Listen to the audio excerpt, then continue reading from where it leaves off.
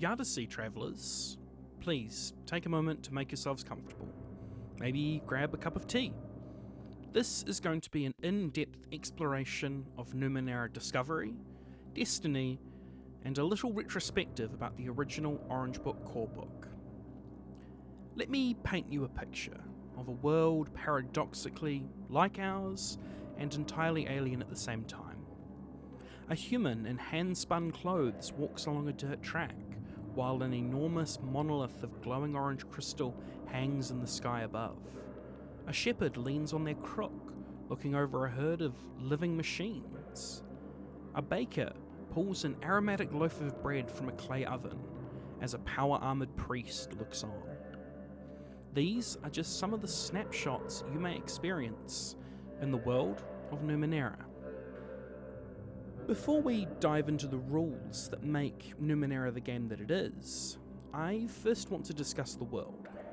Numenera takes place 1 billion years in the future, and in that time the Earth has changed. It has been sculpted, burned to the ground, and rebuilt.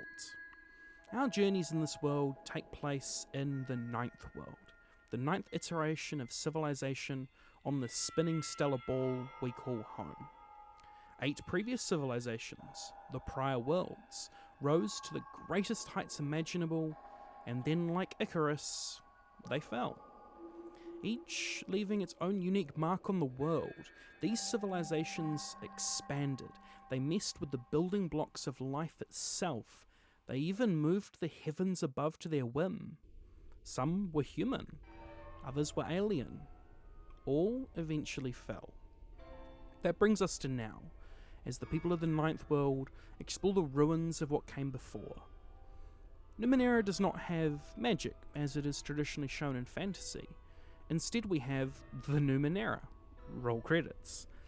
The creations of those who came before, cobbled together and put into service by people who do not truly understand them. For insight into this game, we can look to Arthur C. Clarke and his 3 laws. 1. When a distinguished but elderly scientist states that something is possible, he is almost certainly right. When he states that something is impossible, he is very probably wrong. 2. The only way of discovering the limits of the possible is to venture a little way past them into the impossible. And finally 3. The perfect summary of the Numenera. Any sufficiently advanced technology is indistinguishable from magic. That final law perfectly encapsulates what Numenera as a game is seeking to do. The setting demands that we confront the day-to-day magic of our technology, while also grappling with technology so far beyond what we in the 21st century could hope to replicate. What you end up with is a world both alien and familiar, technology as magic, and aliens as friends. So, with that brief introduction to the concept of Numenera, let's talk about the game itself. Numenera, as it is currently presented in 2021, is a tabletop role-playing game with 2 core books. You have Discovery, which is essentially a revised version of the original core book. Then you have Destiny, which greatly expands upon concepts that are often only covered briefly in Discovery. I'm going to talk about the original core book later, so for now, let's focus on those 2 main books. Discovery, as previously mentioned, is the core of the system.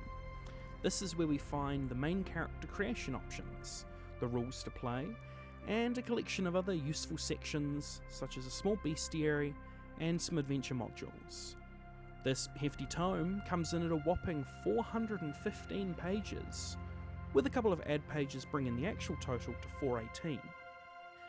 When you crack the spine of Discovery, the first thing you are greeted with is a truly gorgeous 2-page spread of the setting map. Showing the Steadfast and beyond, this map is vibrant and makes for a truly wonderful set piece at the game table. Dallying further into the book, we find a well laid out table of contents, which I will follow for my review. Before we reach chapter 1, we're given 2 little gems. The first is essentially Monte Cook's thesis statement for the creation of Numenera. The second is a short story to help new players and GMs alike get a feel for the game.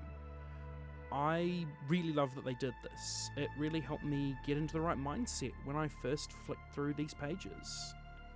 Then we reach the first 2 chapters, the meat of the introduction to the game.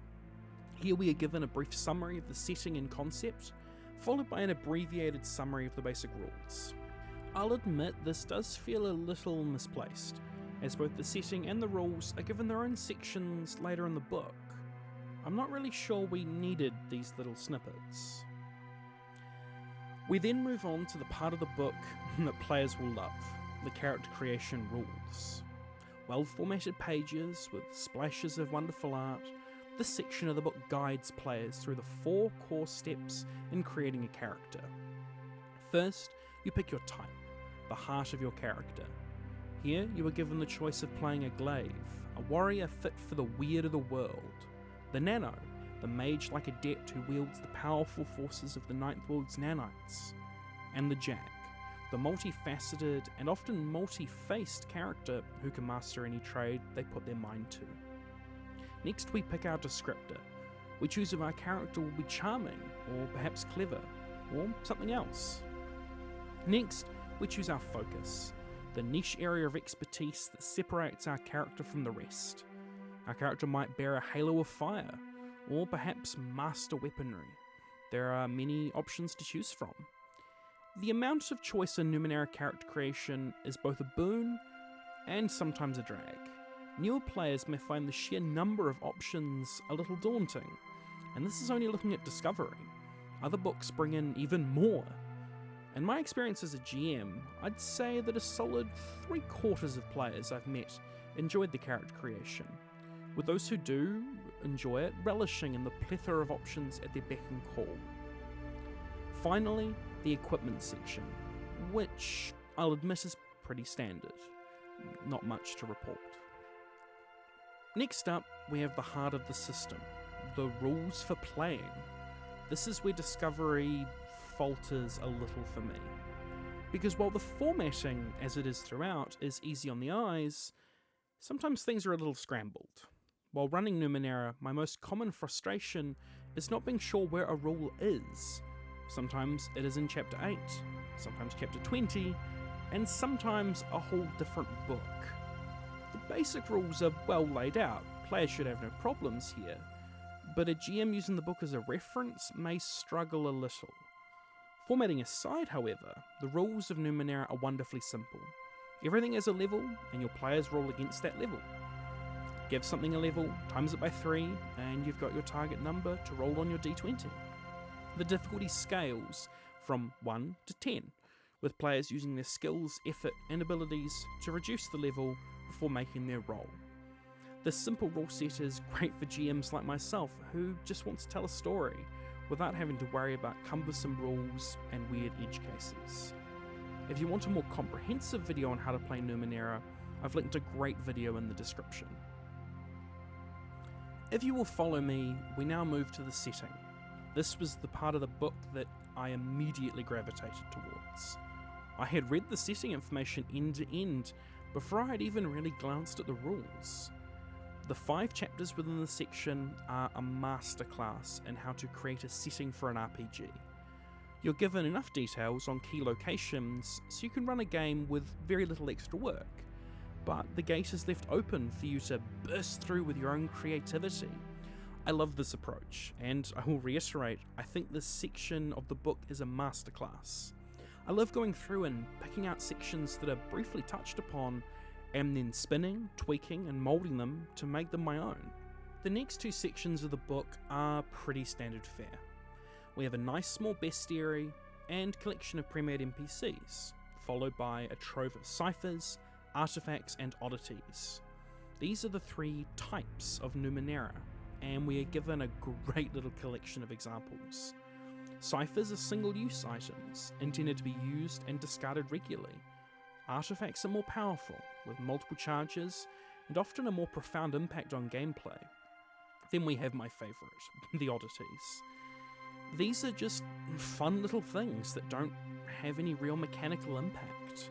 Examples include goggles that turn everything green, or a comb that glows when used. I find these just lovely. They're neat little sparks of colour for a character that GMs should feel happy to hand out regularly. As we draw closer to the end of the book, we arrive at the next section, named Running the Game. This next part acts as a Game Master's guide, with optional rules and general advice for GMs. I really wish this had been placed next to playing the game, as the two parts of the rules being so separated doesn't make a lot of sense to me personally. That aside, the information within is presented pretty clearly, and aside from the odd paragraph that bleeds onto a second page, has my approval. We're almost there, almost at the end of Discovery, and near the end is where we find the pre-written adventures. I don't want to dwell on these, as I'd like to come back on them in a later video. For now, I'll say they're pretty awesome, and I encourage you to look for my video on them coming later this year. And we've reached the end. All that remains is the back matter, which includes a series of appendices, the glossary, a list of backers, and some other details such as the bibliography fill these last pages, before we are met by another truly stunning 2-page map spread. Putting the blue book aside, we now reach for the green book, Destiny. We've discovered the wonders of the Ninth World, now it's time to shape our destiny. Destiny is another hefty tome in the same vein as Discovery, with another 416 pages of content expanding on the core of the system. Before diving in, it's important to note that Montecook Games wants us to view Destiny as a companion core book, rather than an expansion. While it is not technically required to play, I would say that it is an essential book for most Numenera tables. As we were in Discovery, when we crack the spine, we are greeted with a stunning 2-page art spread. I love this, because they could have left the inside cover blank, but instead they decided to really show off the skill of the artists behind this fantastic world. Destiny is a different beast to Discovery, with the first part being given to an expanded roster of character options. Here we find 3 more types, the Delve, Rite, and Arcus, as well as a plethora of new descriptors and foci. The new types introduced in Destiny focus on the expanded rules, with the Delve digging into the salvage rules, the Rite honing in on the expanded crafting system, and the Arcus taking full advantage of the expanded community rules. Honestly, there isn't much more to say about the new character options. I'm going to be happy with more choices, and I'm sure many other players and GMs will agree. Now we come to the first part of the 2-pronged point of Destiny, the salvaging and crafting rules. While crafting was only given a cursory glance in Discovery, here we have a whole part of the book dedicated to it, with expanded rules for crafting components called Iadace, and then a totally revamped and far more complex crafting system. Destiny is sure to appeal to the player who likes crunching the numbers and planning their build. This is a part that I'm more neutral on. I like that they expanded the crafting rules, but I also don't really think I'll ever dive into them as a player. The added complexity will appeal to some, and not to others. For me as a GM, I just leave the crafting to the party right. As we continue into the depths of Destiny, we come across a treasure trove of options. This is easily my favourite part of the book, the hugely expanded list of ciphers, artifacts, and other Numenera. Here we get over 50 pages of expanded Numenera, Be Still My Beating Heart, filled with beautiful illustrations and new things to find and craft. These chapters are a real hit. Next, we get to see the second part of the 2-pronged approach, the expanded community rules. I apologise for the bird you may have just heard. First, we have several chapters which give us examples of communities across the Ninth World, pulling us into the rich setting details around each one. As you can imagine, the section is very dear to me. Next, in our journey through the community rules, we have an expanded creature and NPC section, each tailored to the content within the covers of Destiny. I won't dwell too long here, as it is pretty standard fare for an MCG product. We have fantastic art, creative creatures, and easy to read stat blocks. Hard to find much wrong here. Now we hit the really important part, how to GM a campaign with the expanded community rules. The next chunk of the book is given to explaining the new toolkit for GMs, the community stats, and the new community actions. Bringing up the rear of the section, we have the rules for players to create their own community, taking it from a small base to a mighty town if they wish to go that route. I have to admit that I have not had much experience with the community rules. My campaigns tend to focus on adventures out in the wilds of the Ninth World, rather than focusing on a single town. That isn't to say that these rules aren't useful or well thought out, they are. I just don't use them much in my games, so your mileage may vary. Next, we have a selection of pre-written adventures. Like the ones in Discovery, I'm saving these for a future video, though I will reiterate that they are well written and feature wonderful art. And we've reached the back matter again. A set of appendices cover subjects such as vehicle movement and combat, the names of those who backed the Kickstarter, and of course, the blank character sheets tailored for the new types. And with that, we are at the end of our journey. Over 800 pages, and around 2,500 words of review. Though, before I sign off with my final thoughts, I want to take a brief retrospective to the original Orange Book Corebook. Those who are coming into Numenera in the Discovery and Destiny age may not even be aware there was a Corebook before Discovery. There was. It was released in 2013 after a stunningly successful Kickstarter that propelled MCG into the spotlight. This book is a far cry from the stunning work of art that is Discovery, with art being far more sparse and many pages taking on a very simple layout, without the flourish I've come to expect from MCG layouts. I need to stress this isn't a criticism, rather I see it as a mark of how far they've come. The orange book in my hand, which you can't see, started it all. It's the reason that I have more than 18 books from Numenera on my shelf. The original core book is a testament to how far MCG has come.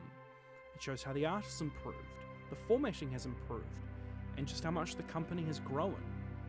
I love my copy of the old orange book, even though I never played the game when it was the current core book. I love it because it reminds me where my favourite game started, and gives me hope for where the game is going.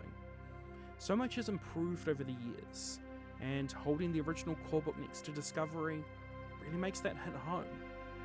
So, with that done, I guess it's time for my final thoughts. As I previously admitted, Numenera is my favourite game, so I admit that my review might be a little biased. Though, that being said, I would wholeheartedly recommend both Discovery and Destiny to anyone who is interested in exploring the strange science fantasy world of Numenera. You get a simple rule set that gets out of the way of the story, comprehensive character options for a diverse cast of explorers, and some wonderful expanded rules to dive into when you're more at home with the system. The art is wonderful, the writing is wonderful, and aside from a few slightly annoying quirks in formatting, the books are easy to read and use at the table.